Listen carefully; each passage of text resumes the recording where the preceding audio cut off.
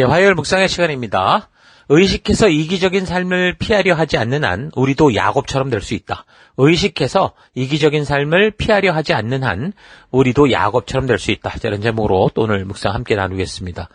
어제 우리는 아담과 하와의 타락과 바벨탑 사건으로 하나님 나라에서 떠난 사람들이 죽음의 길로 가고 있는 것을 지금 하나님께서는 그냥 내버려 두시는 게 아니라 각 사람을 지금 주님의 그 창조의 세계, 하나님이 창조한 이 세계, 하나님 나라 백성 삼으시고자 하는 그 이야기가 바로 이제 성경의 전체 이야기다라는 걸 우리가 생각했습니다.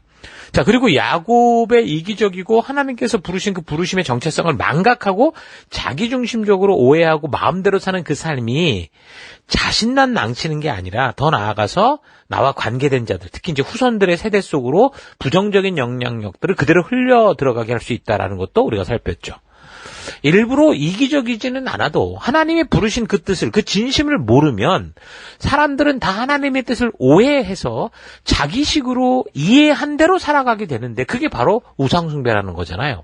그래서 성도가 된 사람들은 다른 그 무엇보다 우리가 부름받은 하나님 나라 백성으로서의 정체성, 이거를 하나님의 말씀을 통해 바르게 알고 거듭남으로 또한 이제 그 하나님이 그렇게 나를 거듭나게 하시고 알게 하신 그 하나님이 어떤 분이신가라고 하는 그 하나님의 정체성. 그러니까 하나님을 바르게 알게 됨으로 내가 누구인지를 아는, 그래서 그 하나님은 어떻게 일하시는지를 아는, 이것이 굉장히 성도들에겐 중요한 거예요.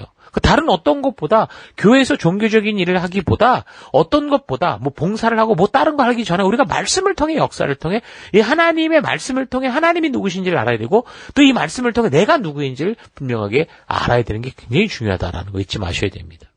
그래서 단순간에 하나님의 정체성과 자신에 대한 바른 성경적 정체성을 습득하지 못한다고 해도 우리가 바른 방향성으로, 그러니까 하나님의 그 길로 나아가면서 말씀 중심적으로 자신을 알아가는 삶을 성실하게 살아가는 이런 태도가 중요하죠. 그래서 비록 교회에 왕복 운동을 한다고 하더라도 자주 오는 건 좋죠. 다만 그게 목적이 달라서 오는 건 문제지만, 목적이 다르다고 해도 어쨌든 와서 또 강단에서 듣는 말씀들을 바르게 듣고 그러다 보면 어떻게 돼요? 아, 내가 오해했던 것들을 깨달아가는 좋은 기회가 되는 건 사실입니다. 그러니까 자주 들어야 되는 거예요. 그 날마다 들어야 되는 거죠. 그 하나님도 우리에게 그런 걸 요구하시잖아요. 우리가 날마다 듣고 묵상하고 가까이 할 때 우리가 하나님의 진심을 알 수 있다는 걸 계속 말씀해 주시는 거예요. 여러분, 세상에서 보통 10년 법칙, 또 1만 시간 법칙, 이런 거를 여러분 들어봤을 건데, 그게 뭡니까? 그만큼 이게 쌓여야 전문가적인 어떤 그런 자리로 나아갈 수 있다는 거예요. 그냥 10년이 지난다는 게 아니라, 1만 시간이 지난다는 게 아니라, 바른 방향, 바른 방법으로 나아가고자 그렇게 10년을 훈련해 나갈 때, 1만 시간의 그 시간이 쌓여져 갈 때, 그때 어떻게 된다는 거예요? 진짜 자기께 되고 전문가가 될 수 있다는 거죠. 그러니까 우리가 하나님을 알아감에 있어서도 저는 그렇다고 봐요. 하나님이 누구신지, 나는 어떤 존재인지 이 성경을 통해서, 성경과 역사를 통해서, 그러니까 바르게 봐야 돼요. 그러니까 교회를 오래 다녔다는 것보다 성경을 바르게 보고 바르게 볼 수 있는 눈을 가지고 들어야 된다는 거죠. 그래서 그 성경을 꾸준히 계속 바르게 알아가면 우리의 신앙생활은 어떻게 되겠어요? 시간이 갈수록 정말 하나님이 약속하신 것처럼 참된 자유와 참된 평화가 있어요. 이 세상의 상황과 환경과 상관없이 우리는 그런 하나님 신 평화를 누릴 수 있게 되는 거죠. 세속의 어떤 상황과 환경에서도 흔들리지 않고 그 상황 속에서 믿음 따라 나아가는 진정한 하나님 나라 백성이 될 수 있다는 겁니다. 자, 어찌됐든 야곱이 방황하던 시기, 이기적인 삶의 태도로 인해서 자기 자신만 이렇게 험난한 인생을 산 게 아니라 그와 이제 연결된 식구들, 자녀들까지 같은 영향을 받으며 그런 험난한 인생을 살게 되는데, 더 나아가서 이제 자녀들끼리의 관계까지도 이제 다 깨지고 상하는 그런, 그러니까 가족 자체가 거의 분란의 그냥 연속이었습니다. 그렇다면 자녀들의 경우 이게 자기가 선택하지도 않은 이 아버지의 삶의 태도로 인해서 만들어진 이 어려운 현실, 환경, 당황스러운 상황들과 또 지금 막 가까이 하나 되어야 될 형제들끼리 찌그러진 관계, 이런 걸로 인한 그 풍랑과 그 고통을 그대로 다 겪으며 살아가야 되냐라는 거 우리가 생각해 볼 필요가 있습니다. 성경에 계속되는 이 역사 이야기들을 읽어가면 이런 한 조상들의 잘못으로 말미암은 것들을 자녀들이 계속 감당하게 되는 부분이 많다라는 걸 우리가 분명하게 알 수 있습니다. 뭐 예를 들면 아담과 하와의 죄도 그렇잖아요. 아담과 하와가 죄를 저질렀는데 왜 그 후에 모든 인류들에게까지 그 저주의 삶이 이어지게 되는가? 이게 의문이잖아요.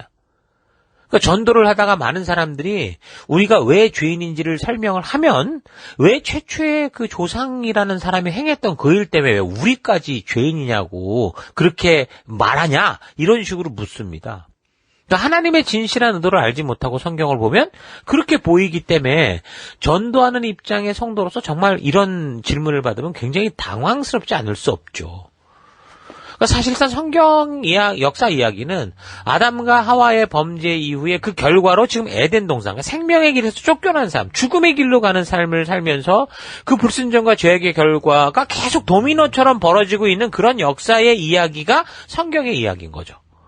그러니까 최초의 인간이 선택한 길로 선택으로 말미암아 이 흐트러진 길, 에덴의 생명의 길에서 이 세상의 죽음의 길로 간 그 상황에서 역사가 흘러가기 시작한 거고 그 모든 후대들이 그 길에서 살고 있는 거예요. 그게 지금 성경에 분명하게 보여주고 있는 역사의 진실이죠. 그러니까 그 사회가 지금 우리에게까지 이렇게 오고 있고 지금 우리가 살아가는 이 사회도 결국은 뭔가의 영향력을 계속 받아서 도미노처럼 영향력을 받으며 그렇게 살아갈 수밖에 없는 그게 우리 현실이라는 거죠. 그러니까 아버지가 사업을 하는데 욕심스럽게 막 무리한 경영을 막 하다가 한순간에 막 집안이 부도나가지고 막 집안이 홀라당 다 그냥 길바닥으로 내앉는 경우가 있잖아요. 그것도 한두 번이 아니라 몇 번을 그렇게 막 은행비 걷어다가 사업을 하다 망하고 그럼 그런 과정이 어떻게 돼요? 이제 자녀들의 그 이름까지 도용을 해서 신용까지 다 은행에 담보 잡고 돈 빌리고 심하면 막 고리대금까지 막 얻어가지고 그렇게 하다가 결국 망하게 되면 어떻게 돼요? 그럼 사업을 하던 아버지 혼자 그걸 모든 걸 감당하고 끝나는 게 아니잖아요. 그게 온 식구들과 뭐 부인을 비롯한 자녀들의 내일까지 다 막아버리는 거예요. 미래를 다 그냥 망쳐버리는 거죠. 아니 그 자녀들은 자기들이 원하고 합의해서 아버지를 사업하게 한 게 아닌데 그걸 원하지도 않았지만 그냥 그 아버지 하나의 그 선택과 결정 때문에 신용불량자가 되는 거. 세상에 나왔는데 나오자마자 신용불량자가 되고 막 심지어는 고리대금업자 깡패들에게 쫓기는 그런 인생을 살게도 되는 그런 게 오늘날 우리의 현실인 거죠. 우리 인간이 하나님이 창조하여 주신 자유의지를 가진 인격적 존재로 사는 이상, 그러니까 자유의지를 가지고 사는 이상 우리는 이런 이 자유의지를 지닌 사람들이 행하는 그런 일들 하나하나 때문에 서로가 서로에게 영향력을 받으며 살아갈 수밖에 없는 그게 지금 우리가 보는 진리입니다. 그래서 성경의 대부분의 이야기는 결국 최초 아담과 하와가 선택한 선악과를 먹는 일로 말미암아 그 후폭풍들 속에서 살아가고 있는 거고 그 후에 또 가인 같은 존재가 나타나서 동생을 죽이기도 했잖아요. 또 그 후에도 계속해서 하나님이신 자유를 가지고 육체의 욕심을 위해 쓰고자 하는 제2, 제3의 아담과 하와, 가인 같은 존재들로 인해서 흘러가는 이 역사는 계속 꼬이고 바닥을 치고 그 순식간에 그냥 그 하나님의 창조의 소식, 홍수 심판으로 결국 구원받았던 그 소식은 금세 없어지고 선악과를 따먹는다던가 바벨탑을 싼다던가 그래서 그 순식간에 사람들이 다 하나님을 떠나가 버리는 그게 현실이라는 거예요. 그래서 성경은 그런 도미노 현상의 끝이 결국 그게 그 아담 이후에 홍수 심판으로 그렇게 결국 세상이 다 끝장나는 것까지 분명히 보여줬죠. 그러니까 이런 삶은 지금 바벨탑 반역 사건 이후에도 계속되고 있는 거예요. 우리도 지금 삶을 살아갈 때 모든 것을 내가 선택한 대로 사는 게 아니라 태어나 봤더니 내가 선택하지도 않은 많은 그 현실들을 겪고 우리가 살아가고 있잖아요. 예를 들어서 우리가 태어나면서 뭐 인종이나 국적이나 뭐 또 부모나 성별이나 집안이 금수저니 흙수저니 심지어 저는 그 경기도 문산이 에서 태어났는데 그 38선에서 멀지 않아요. 조금만 더 올라가면은 저는 이북에서 태어날 수도 있었던 사람인 거죠. 그래서 저는 여기서 태어난 거죠.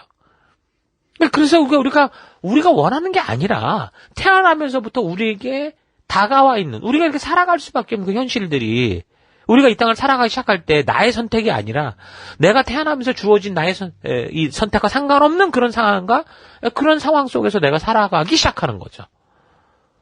요셉도 잘 보면 그런 거죠. 그런 아버지 야곱 밑에서 그냥 태어났고, 태어났더니 어머니가 4명이나 있는 거예요. 그리고 아버지는 뭐 내가 특별히 뭐 한 거 없는, 특별히 나를 편애하는 거예요. 그래서 형제 간의 시기와 질투가 끊이지 않는 그런 삶을 살아갈 수밖에 없었어요. 또 거기다가 그거 여파로 인해서 결국 형제들에 의해서 자기의 의지와 상관없이 자기는 이 길로 갖고 싶지 않은데 막 형제들의 그 분노 때문에 노예로 팔려버렸고. 그러니까 요셉은 스스로 선택하지 않은 그런 많은 상황들이 요셉의 인생에 깔린 그 상황을 살고 있었던 거죠. 그래서 창세기의 마지막 요셉과 관련된 본문의 이야기를 통해서 지금 우리도 보면 똑같은 거예요, 요셉과.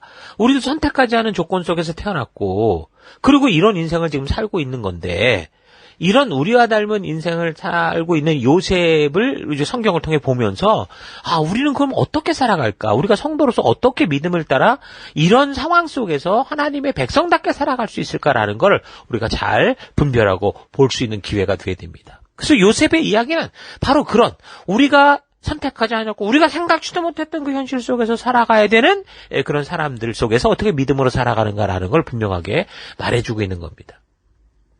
요셉이 선택하지 않은 것 중에 일단 아버지를 선택할 수 없었잖아요. 야곱. 근데 야곱이 어떤 사람이었습니까? 4명의 아내를 통해 12아들과 1명의 딸이 있었던 사람이었어요. 근데 이 수많은 가족을 거느려 놓고도 4명의 아내 중에 결국은 뭐예요? 편애를 했어요. 한 여자만 되게 사랑하고 좋아했고, 또 심지어 자녀들도 그렇게 편애를 하는 거예요. 그 사랑했던 라헬이 낳은 요셉이라는 이 아들만 끼고 돌고 그렇게 했던 사람인 거죠. 그래서 요셉은 그 아버지의 그 혜택으로 인해 자기가 원하는 게 아닌데 일도 안 시키고 좋은 것만 주고 맛있는 거 더 주고 형제들보다 더 좋은 옷 입힌 거죠. 혹시 라헬이 베냐민을 낳다가 죽으면서 얘가 엄마가 없지 않냐 그렇게 생각할 수도 있지만, 근데 요셉에게 대하는 거를 보면 좀 도가 지나치죠. 다른 형제들이 막 죽여버리고 싶을 만큼 이게 뭔가 일그러진 그런 애정을 야곱이 편애를 하는 거예요. 10명이 넘는 자식을 가진 아버지라면 그러면 안 되는 건데, 이 사람은 계속 아주 이기적으로 자기중심적으로 뭔가 자기가 꽂히면 그냥 거기만 좋아하는 그런 성향이 굉장히 강했던 그런 야곱인 것을 알 수 있죠. 이 편애라는 게 그래요. 형제 간의 우애를 깨뜨려버리고 서로 적이 되게 만들죠. 그러니까 저 아이를 사랑하면서 나는 사랑받지 못한다고 느끼게 될 수 있잖아요. 그러니까 사랑받지 못한다고 느끼는 아이는 그 자라가면서 이미 낮은 자존감 때문에 이게 그 낮은 자존감에 이제 그렇게 이제 물들게 되고, 그 평생토록 나는 특별한 사람이라는 느낌을 갖고 싶은 거죠. 나도 사랑받고 싶은 마음 때문에 자꾸 쓸데없는 데서 애정을 갈구하는, 그러니까 이상한 사랑을 추구하는 그런 식이 될 수 있어요. 자, 그런 식이니까 형제 간의 우애가 좋을 리가 없죠. 또한 더 나아가서 어느 공동체를 가든지 그 비정상적인 애정을 갈구하는 삶의 태도가 자꾸 그 공동체 속의 관계를 어떻게 돼요? 서로 깨지게 하고 분열하게 하고 시기하게 하고 질투하게 되고 그렇게 만드는 거죠. 그래서 이런 편애를 받고 자라난 그 아이들이 어른이 돼도 계속 이런 나는 특별하게 사랑을 받아야 돼라고 하고, 그렇지 못한 사람은 나는 특별한 사랑을 못 받아, 이런 식으로 비정상적인 삶, 비정상적인 사랑을 막 추구하고 하는 그런 태도로 인해서 결국엔 서로가 서로에게 고통을 주는 그런 삶을 살게 되죠. 그리고 편애는 사랑을 받는 아이도 망치게 된다니까요. 편애의 대상이 된 아이는 일시적으로 일단은 내가 사랑을 받으니까 만족을 느낄지 모르겠지만, 전반적인 지금 삶의 환경, 가정 환경이 어때? 적대적이 되는 거죠. 다른 형제들은 나를 싫어하고 미워하고 공격하는 그런 상황 속에 살아야 되기 때문에 결코 이게 행복할 수가 없습니다. 자, 그렇게 보면 자식들 간의 우애는 정말 부모가 결정한다고 해도 과언이 아니죠. 부모가 편애를 하거나 또 형제들끼리 비교하거나 이럴 때 자녀들 개개인에게 온전한 관계는 이루어질 수도 없고, 서로가 부딪히고 서로가 가시로 찌르는 것 같은 그런 고통 속에 살게 되는 거예요.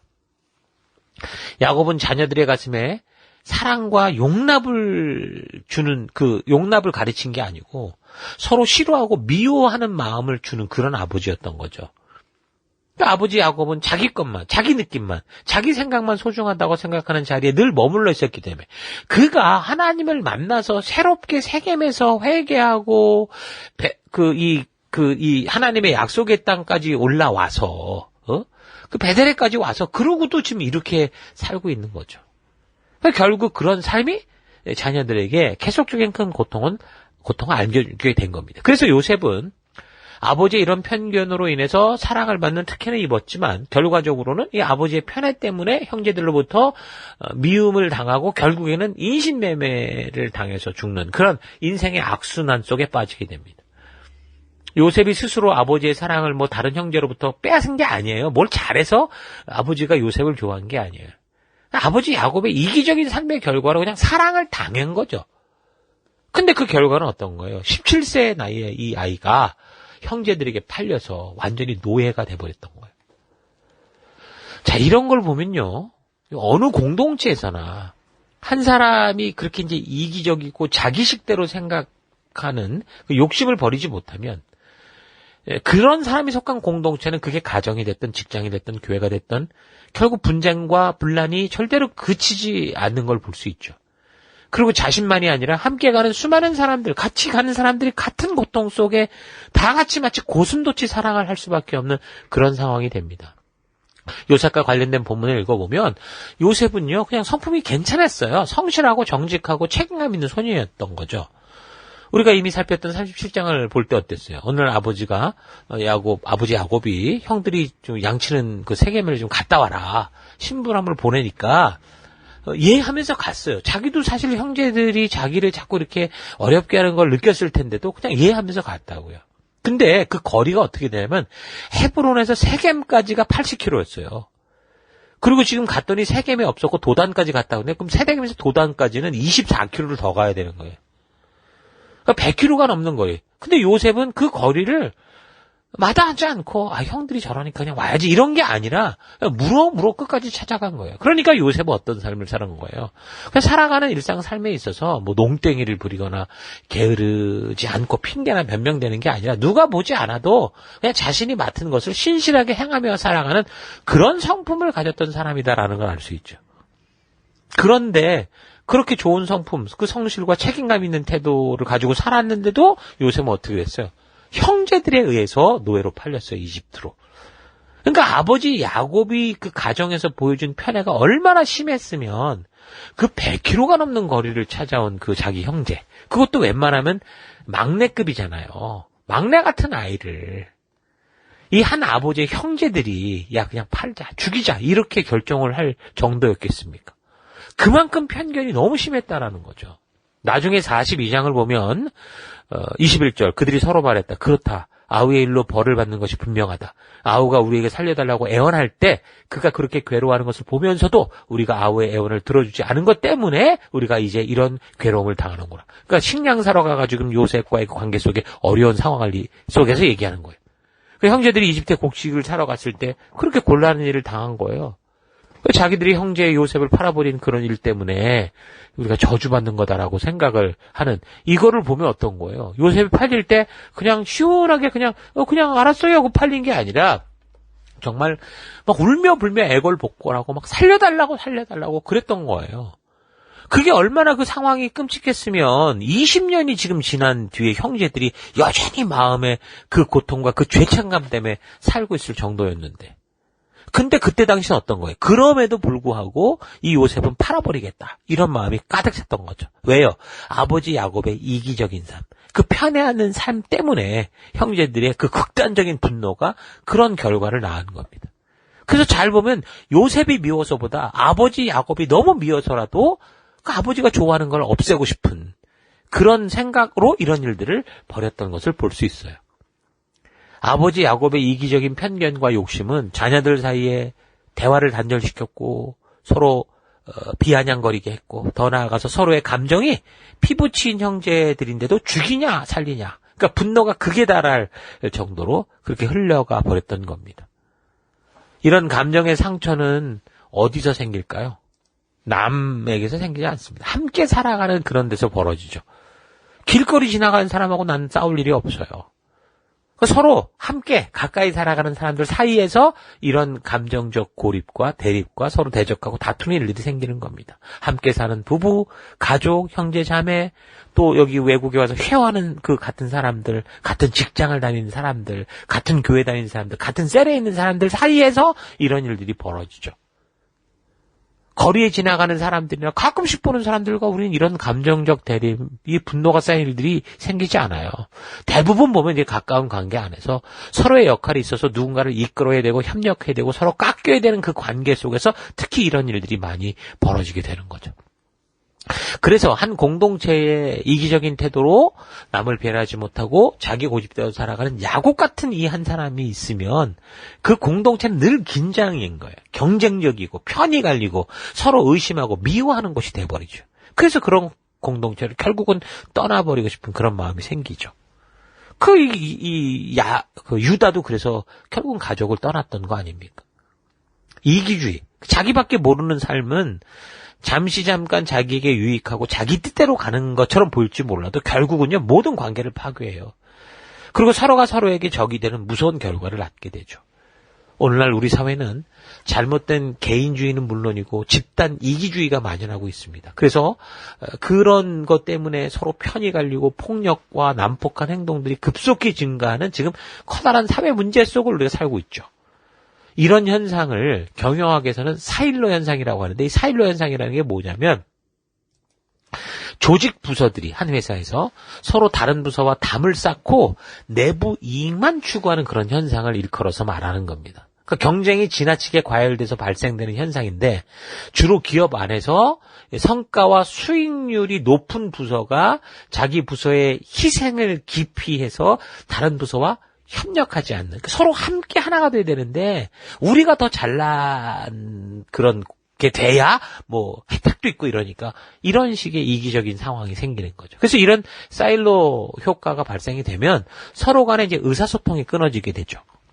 부서뿐만이 아니라 회사 전체에 그래서 경쟁력이 떨어지게 되고 기업 성장에 아주 큰 악영향을 미치는 일이 생깁니다.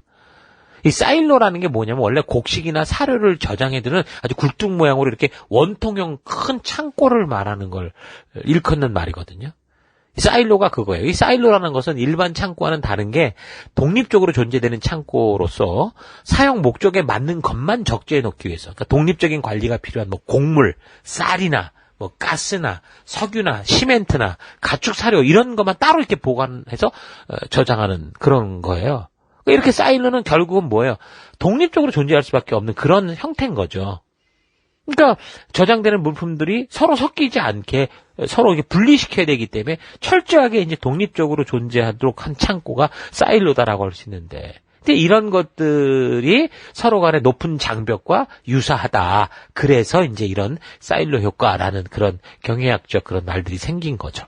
그러니까 이런 부서 이기주의, 집단 이기주의, 뭐 개인적 이기주의든 분명한 것은 뭐예요? 서로 소통하지 않고 다른 사람이 말해주는 피드백에 귀를 막고 자기 생각만 옳다고 우기거나 자기의 이익만을 추구하는 그런 모습이 그게 바로 이런 현상인 거죠. 야곱의 경우가 그랬다라는 거예요. 부모가 말해주고 야곱의 부모 이삭과 리브가가 조언을 해주고 심지어 천사가 나타나서 말해주고 더 나아가서 하나님께서 직접 말을 해줬는데도 야곱은 지금 자기 이기적인 생각이 아주 가득 차 있었기 때문에 그 창세기 28장에서 그 베델에서 처음 하나님을 만날 때 뭐라고 그랬어요? 하나님 보러 나한테 이렇게 해주면 당신을 내가 하나님으로 나의 하나님으로 삼겠다. 이런 식으로 하는 그런 삶을 살았던 거죠. 이게 바로 뭘 말하는 거예요? 그 이기적인 삶, 사일로 현상에 빠져있는 그런 삶을 말하는 거예요. 그 결과는 어떻게 됐어요? 자기 자신을만 고생한 정도를 넘어서 지금 자신의 자녀 세대들에게까지 그게 나타나고 있는 거예요. 자, 우리가 그래서 이런 야곱의 삶에 대해서 먼저 우리가 잘 기억을 하고 살펴보면서 나에게도 야곱과 같은 이런 이기적인 요소들이 있지는 않은가 좀 생각해 보면서 우리가 좀 더 바른 하루하루를 살아가는 여러분과 제가 됐으면 좋겠습니다. 자, 오늘 하루 내가 살아가는 하루하루 삶 속에서 내 스스로 결정하고 따라가는 어떤 삶의 가치의 결과가 나뿐만이 아니라 나와 관계된 모든 사람이나 사회, 교회, 친구, 동료, 자녀들에게 좀 좋은 영향력을 주고 있는지 아니면 좋지 않은 영향력을 주고 있는지 여러분 차분히 좀 스스로를 좀 살펴봤으면 좋겠습니다. 야곱도 주어진 삶에서 원래 인터그리티했다고 했으니까 최선을 다하는 삶을 살았겠죠. 그런데 그가 발견되는 중요한 점은 뭡니까? 그가 하나님의 부르심을 일찍이 받아 하나님의 살아계심을 알고 있으면서도 자신을 창조하시고 부르신 하나님의 뜻에 관심을 가지지 못하고 자기 자신 위주의 생각, 그러니까 결국 이기적인 생각으로 살아가는 삶의 태도로 말미암아 그 최선을 다한다는 그 삶이 오히려 어떻게 했어요? 자기 인생만 망치는 게 아니라 자녀들의 인생까지 그렇게 복잡하게 무거운 짐을 만들고 말았다라는 거예요. 성실한 사람이 성실하게 나쁜 짓을 하면 이게 문제가 된다는 거죠. 예로부터 그랬지만 현대사회는 더불어 사는 이 사회로서 모든 것이 지금 체계적으로 분업화되어 있어서 각자가 맡은 일을 잘 해 나가야지만 전체가 원활하게 돌아갈 수 있는 시스템화되어 있어요. 이번에도 우리 팬데믹 때문에 또 일본과 우리 관계가 좋지 않아서 막 반도체를 만들 때 꼭 필요한 그런 이 원재료들을 일본이 팔지 않으니까 문제가 생겼죠. 세계가 지금 다 그렇게 엮여져 있는데 지금 러시아 같은 데 전쟁을 벌어지면서 그 우크라이나에서 나와야 되는 그 식량이 나오지를 못하니까 지금 세계가 전부 좀 난리잖아요.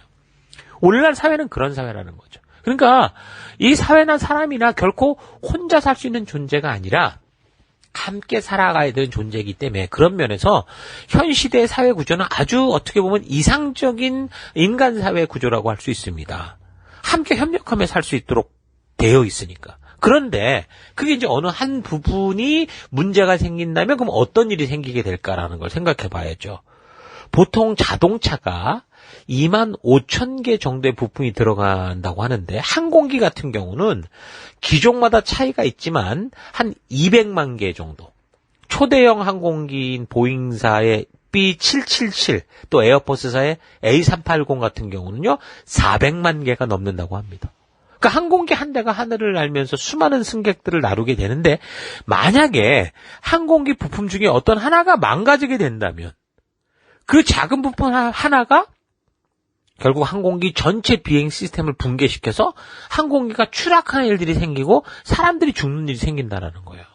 그러니까 마찬가지로 하나님이 창조하신 세상은 그렇게 모든 인류들이 하나님이 주신 그 창조의 기준을 따라 각자 바르게 행할 때 안전하고 행복하게 살 수 있는데 만약 어떤 한 사람이 그걸 거스리고 거부하게 되면 만약에 이기적으로 자기 생각과 느낌을 기준으로만 살아가게 된다면 결국 하나님이 주신 세상은 어떻게 되는 거예요?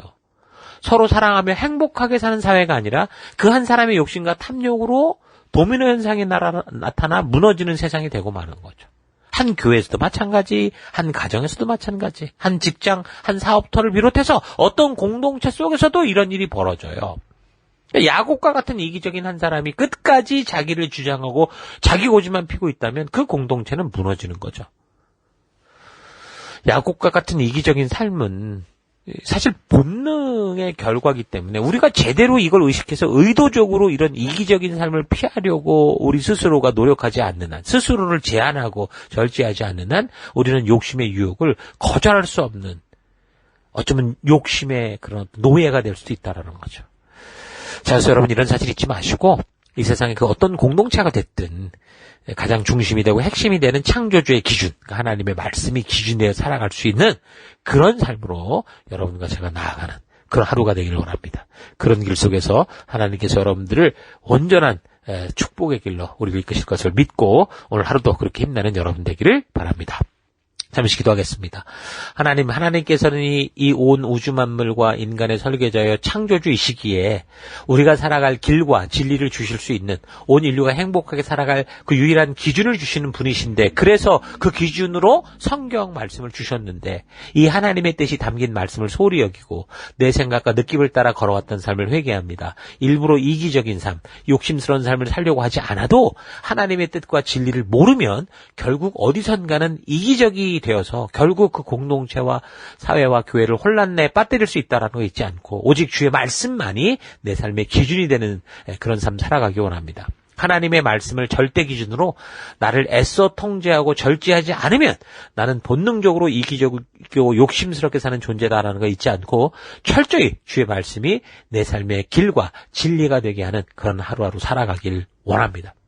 하나님, 정말 우리가 의도적으로, 오늘 하루도 내가 의도적으로 이 말씀을 기준으로 나의 그 옛사람을 정말 깨뜨리고 온전한 믿음의 길을 걷는 그런 삶으로 나아가는, 힘써 애쓰는 그런 삶 살기 원합니다. 그 길로 함께 하시고 이끄신 하나님 고맙고 감사드리며 예수님 이름으로 기도했습니다. 아멘.